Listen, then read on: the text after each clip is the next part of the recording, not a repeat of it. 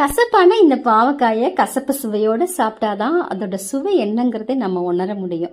இந்த மாதிரி இந்த பாவக்காய் தொக்கு நீங்கள் ஒரே ஒரு முறை செஞ்சு சாப்பிட்டு பாருங்களேன். அதுக்கப்புறம் பாருங்கள், உங்களோட ஃபேவரட் டிஷ்ஷில் இதுவும் ஒன்றாயிடுங்க. அந்த அளவுக்கு டேஸ்ட்டாக இருக்கும். இந்த பாவக்காய் தொக்கு எப்படி பண்ணுறதுன்னு பார்க்கலாம். பாவக்காயை ரவுண்ட் ரவுண்டாக கட் பண்ணிக்கோங்க. முத்தின விதையெல்லாம் கீழே போட்டுடுங்க.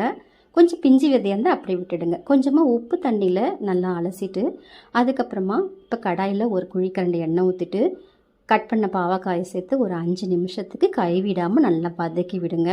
இப்போ வதங்கினது எல்லாத்தையுமே ஒரு பிளேட்டில் மாந்திக்கிட்டு அதே எண்ணெயில் இன்னும் கொஞ்சம் எக்ஸ்ட்ரா எண்ணெய் ஊற்றிட்டு கடுகு, உளுத்தம்பருப்பு, சீரகம், வெந்தயம், 10 மிளகு சேர்த்துக்கோங்க. 2 கட்டி பூண்டை பொடியை நறுக்கி சேர்த்துக்கோங்க. 100 கிராம் சின்ன வெங்காயத்தை 2 கட் பண்ணி சேர்த்துக்கோங்க. 2 கருவேப்பிலையும் உருவி போட்டுக்கோங்க.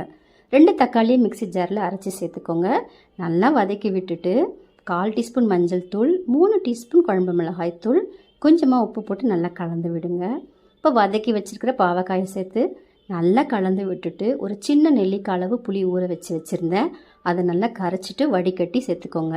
இப்போ இது எல்லாத்தையும் நல்லா கலந்துட்டு ஒரு 10 நிமிஷத்துக்கு மூடி வச்சுருங்க.